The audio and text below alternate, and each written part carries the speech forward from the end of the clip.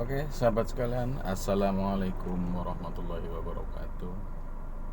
Salam sejahtera untuk kita semua. Hari ini saya mencoba untuk tetap beraktivitas di online, driver online. Saya adalah driver online.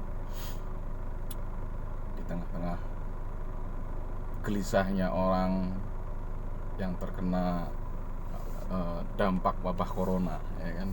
Sekarang tuh corona tuh menjadi tenar sekali, Miss Corona. Ya banyak sekali beredar info di masyarakat tentang corona ini yang simpang siur sehingga masyarakat semakin resah. Dan terakhir semalam pun istri saya itu sangat ketakutan karena dekat rumah ada informasi katanya ada yang dijemput karena positif corona. Tapi ya itulah masyarakat Indonesia, kadang lebih apa ya, lebih percaya dengan berita-berita sosial media, berita-berita kadang yang mungkin tidak valid ya. Makanya sebenarnya yang berhak bicara mengenai tentang corona, dampak corona itu ya harusnya ahlinya, sehingga masyarakat itu tidak menjadi menerjemahkan sendiri, ya kan, apa itu corona, kemudian dampaknya seolah-olah sangat menakutkan, bahkan sepertinya kok sangat menakutkan lebih daripada Tuhan gitu. Padahal corona adalah sama saja makhluk Tuhan yang mungkin saat ini sedang ditugaskan ya, untuk menguji manusia. Bisa jadi juga menguji kadar keimanan manusia sejauh mana dengan adanya wabah corona ini.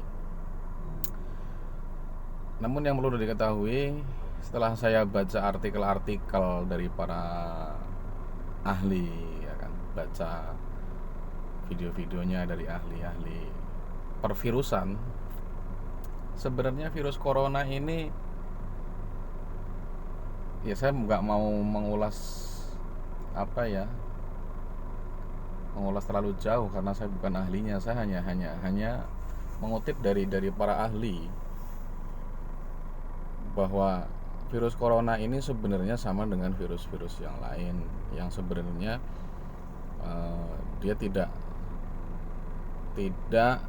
berbahaya karena dalam suhu 27 derajat pun dia bisa mati, atau mungkin dengan kita cuci tangan dengan sabun itu juga sudah mati gitu.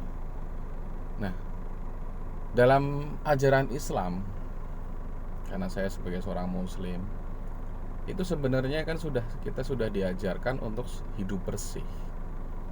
Dalam Islam itu sangat diajarkan untuk hidup bersih.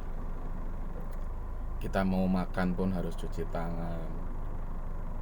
Kemudian dalam beribadah pun, ya, dalam kita beribadah itu kan kita sholat 5 waktu itu kan harus berwudu, ya kan, cuci tangan, cuci hidung, kumur, telinga, ya kan, rambut, kaki.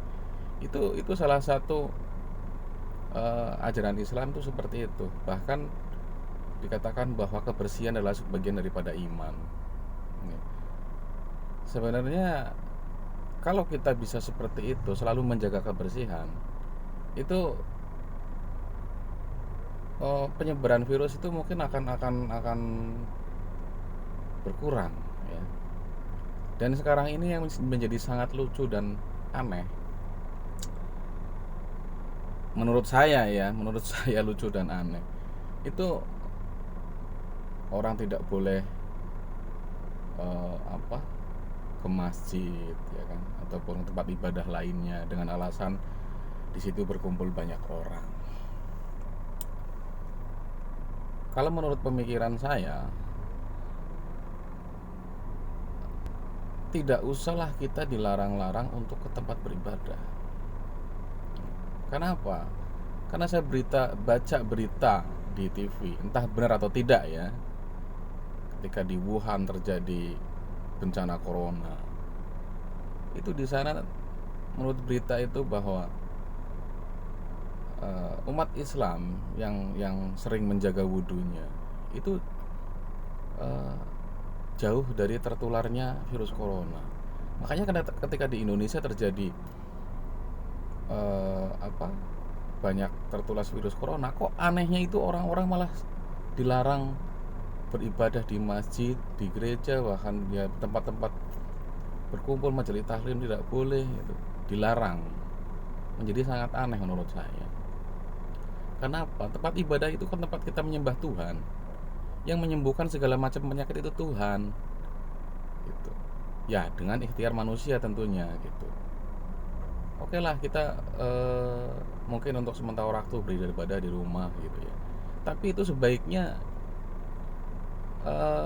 anjuran saja, tidak usah dilarang-larang. Bahkan beberapa kali saya mau sholat di masjid itu sama pengurus masjidnya tuh dilarang, katanya nggak boleh. Kan aneh, sedangkan kita datang ke situ mau sholat duhur gitu kan, karena sudah ketinggalan, saya pikir sudah ketinggalan waktu jamaah, sehingga saya sendiri yang datang ke situ. Itu ditutup masjid, nggak boleh gitu loh, katanya tidak boleh untuk sholat di situ. Lah ini gitu kan, padahal kan saya sendiri tidak beramai-ramai, jadi menjadi sangat aneh gitu. Sebenarnya nggak usah seperti itu. Anjurkan saja bahwa yang merasa kondisi badannya tidak fit atau merasa ada gejala-gejala, itulah yang dianjurkan jangan datang ke masjid gitu. Kalau misalkan di daerah tersebut tuh memang bukan pandemi corona gitu, masih boleh dibilang area hijau lah ya, itu kita nggak usah gitu. Kita anjurkan saja bapak-bapak, ibu-ibu yang merasa kesehatannya kurang untuk tidak datang ke masjid. Kalau yang masih sehat silahkan. Saya kira itu lebih bijak. Atau mungkin di masjid menyiapkan disinfektan, ya kan? Ketika orang mau masuk masjid disemprot dulu atau apalah gitu loh. Kalau misalkan memang takut tertular ya, gitu. Karena saya yakin dengan kita berdoa, ya kan, apalagi di masjid, Tuhan itu akan menjaga kita kok, ya, menjaga kita. Insya Allah Tuhan menjaga kita. Kenapa? Ya virus itu makhluk Tuhan juga. Makanya kita kalau jangan terlalu lebay lah ketakutannya dengan virus corona ini. Yang penting kita jaga kebersihan, jaga kondisi fisik. Dan menurut para ahli pun bahwa virus corona itu bisa dilawan dengan kekebalan tubuh kita. Bukan virus corona saja sebenarnya, semua virus. Termasuk virus flu itu kan virus, ya kan? Kita kena flu virus, coba saja kalau kondisi kita drop, itu kita cepat terkena dampak flu itu. Tapi kalau kondisi badan kita fit, sehat, ada orang kena flu juga kita nggak akan tertular gitu. Itu sama saya pikir dengan virus corona ini. Dan alhamdulillah saya sampai dengan hari ini masih dalam kondisi sehat walafiat. Walaupun kemarin-kemarin saya merasa seperti ada gejala-gejala, tapi saya tidak memeriksakan diri karena percuma gitu. Istri saya datang ke puskesmas mau memeriksa, tapi anehnya di puskesmas itu katanya tidak boleh masuk. Mau periksa itu tidak boleh masuk. Nah, ini kenapa ini? Katanya yang boleh masuk itu yang darurat saja. Kan makin aneh. Orang mau periksa, ya kan, ke puskesmas, pusat kesehatan masyarakat, mau periksa bahwa kita itu karena penasaran gitu, kita kena atau enggak, malah nggak boleh masuk gitu loh. Katanya yang yaitu tadi bahwa yang boleh masuk yang dalam keadaan darurat saja lah. Berarti menunggu orang, kalau begitu caranya itu menunggu orang untuk parah dulu gitu loh, ya kan? Bukan tindakan preventif tapi parah dulu baru diterima oleh puskesmas. Saya sempat marah-marah juga itu, cuman mau marah sama siapa, karena kondisi saya lagi narik, istri saya yang datang sendiri puskesmas. Mungkin kalau saya di situ mungkin saya akan protes ke pihak puskesmasnya gitu loh, kenapa kebijakannya seperti itu, bukannya melayani masyarakat malahan seperti itu. Dan tadi pun saya dapat penumpang sama, dia ngegrundel gitu karena mau periksa, ya dia bareng enak badan, katanya nggak dikasih masuk, bahkan di tensi pun enggak, cuman dites suhu tubuh, disuruh pulang.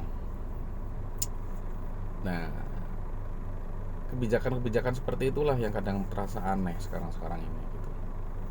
Sehingga orang kok sepertinya lagi booming corona, ya corona semua, apa corona. Aduh, emang masyarakat Indonesia itu kadang latah ya. Ada orang meninggal entah karena apa juga dianggapnya corona gitu.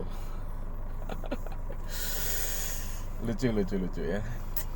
Tapi ya itulah negara kita, dan pejabat-pejabatnya pun kadang lucu-lucu juga gitu. Dalam kondisi seperti ini masih apa ya,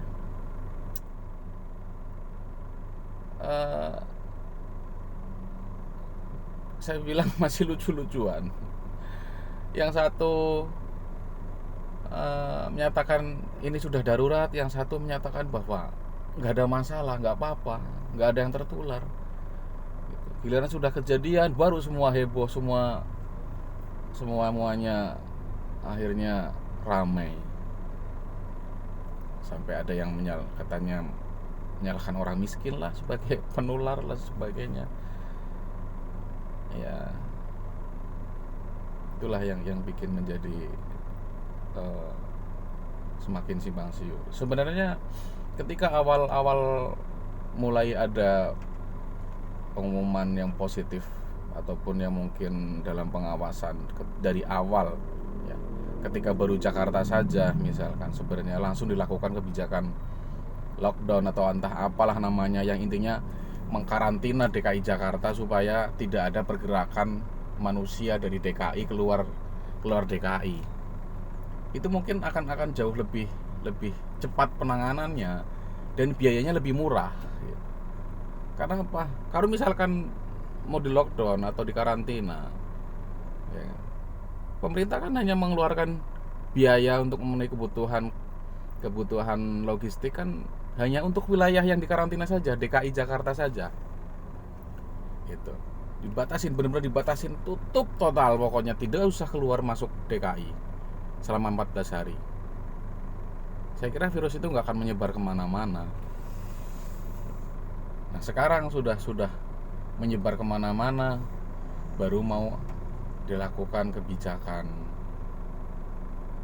yang katanya penutupan wilayah lah, karantina wilayah lah, tambah lagi apa itu katanya darurat sipil lah apa. Yang dalam kondisi seperti ini masih aja ada juga yang nyari panggung, ya kan. Masya Allah, gimana negara ini mau maju kalau seperti ini? Ya mudah-mudahan semuanya cepat berlalu ya, dan insya Allah virus ini akan cepat hilang dari negara kita. Dan teman-teman yang mungkin wilayah yang zona merah ya, jaga diri baik-baik. Yang penting intinya adalah tingkatkan stamina kita, jangan sampai daya tahan tubuh kita lemah, karena itu yang bisa melawan. Tidak ada obat-obatan yang bisa melawan virus corona gitu kan. Atau kalau ketika sudah terinfeksi untuk menyembuhkan, ya hanya imun kita saja yang bisa melawan virus tersebut. Bagi yang merasa punya penyakit kronis harus lebih waspada lagi. Mungkin mereka inilah yang harusnya berdiam diri di rumah gitu. Dengan kejadian ini kita diajarkan itu tadi, kita untuk peduli dengan diri sendiri, dengan orang lain, dengan kebersihan diri, sehingga uh, kita akan terhindar dari segala macam penyakit. Dan dari faktor makanan pun kita harus lebih berhati-hati. Itulah kenapa di Islam itu ada makanan halal dan haram, ya kan? Yang halal yang boleh dimakan apa saja, yang haram apa saja. Sebenarnya seperti inilah dampaknya. Ketika kita apa saja dimakan, nah dari binatang tersebut ternyata kan ada virus, entah bakteri, entah apa yang tidak bisa hilang ketika dimasak, ya kan? Apalagi dimakan mentah-mentah, maka akan menjadi penyakit dalam tubuh kita. Maka sebagai orang Islam, sebagai Muslim, hendaklah kita taat dengan aturan-aturan agama kita. Bagi yang non Muslim, ya itu terserah, mereka punya aturan sendiri, ya, punya aturan sendiri. Tapi saya kira tidak ada salahnya kalaupun non Muslim mengikuti cara-cara mungkin makan dari ajaran Islam. Nggak ada masalah, saya pikir, ya, karena di situ benar-benar halal haram itu memang bertujuan baik untuk kesehatan tubuh kita. Jadi Tuhan itu menciptakan segala yang ada di bumi seisinya ini, ya memang untuk manusia. Tapi tidak berarti serta-merta kita rakus semuanya mau dimakan gitu. Mentang-mentang itu untuk manusia semua dimakan gitu. Itu nggak ada seperti itu, karena kita manusia berotak, punya pikir, punya akal. Kita harus tahu karena kita diciptakan untuk apa di dunia ini.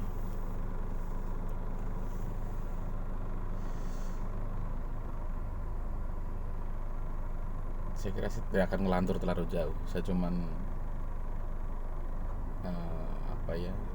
mencurahkan unek-unek saya selama ini, karena melihat orang begitu galaunya, begitu ketakutannya menghadapi virus corona ini, seolah-olah menjadi momok. Bahkan kita mau salaman sama teman pun seperti takut-takut gitu ya. Ya kita jangan berlebihan seperti itu. Pemerintah pun saya harap bikinlah masyarakatnya tenang, sehingga masyarakat tidak semakin resah menghadapi pandemi corona ini. Jangan terus-terusan membuat kontroversi, ya kan? Ya kebijakan-kebijakan pusat maupun daerah mana yang bagus, ya silakanlah diterapkan gitu. Tidak usah egoistik gitu. Saya pusat, saya lebih berwenang, ya enggak ada seperti itu.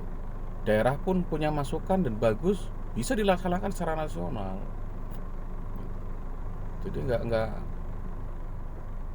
sebagai pemimpin di pusat itu jangan hanya ini loh aku, ini loh saya yang punya kuasa. Jangan gitu, bos. Kalau kata Ustadz siapa itu ya, beleng-beleng itu namanya. Beleng-beleng. Oke, kawan-kawan semuanya, selamat beraktivitas, jaga kesehatan, jaga diri, jaga hati, jaga pikiran. Kita jangan dikotori dengan hal-hal yang tidak berguna. Walaupun penumpang sepi, tetap keluar. Ya siapa tahu Allah kasih rezeki dari yang lain. Kalau kita mau ngeluh itu nggak ada habisnya. Tetap kita berikhtiar. Kalau misalkan mengeluh menyelesaikan masalah, ya kita mengeluh bareng-bareng.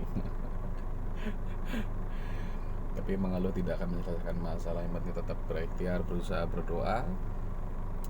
Semoga bisa cepat berlalu dan kita bisa beraktivitas normal kembali, sehingga kita bisa mencari nafkah untuk anak istri. Apalagi sebentar lagi mau puasa, mau lebaran. Kalau sampai masih seperti ini, saya kira sangat memprihatinkan dan satu hal yang tidak menyenangkan. Apalagi kalau kita tidak bisa pulang kampung karena dilarang oleh pemerintah dan sebagainya, ya. penting kita tetap optimis. Semua kebijakan pemerintah yang bagus kita dukung, yang enggak kita kritisi ya. Tapi pemerintah juga jangan alergi dengan kritik-kritik masyarakat. Jangan terus dikritik nanti ditangkap dan sebagainya. Mudah-mudahan kita selalu dalam lindungan Allah Subhanahu wa taala. Sekian, terima kasih. Selamat pagi, selamat beraktivitas. Semoga Allah melindungi kita semua. Amin ya rabbal alamin. Sekian, wassalamualaikum warahmatullahi wabarakatuh.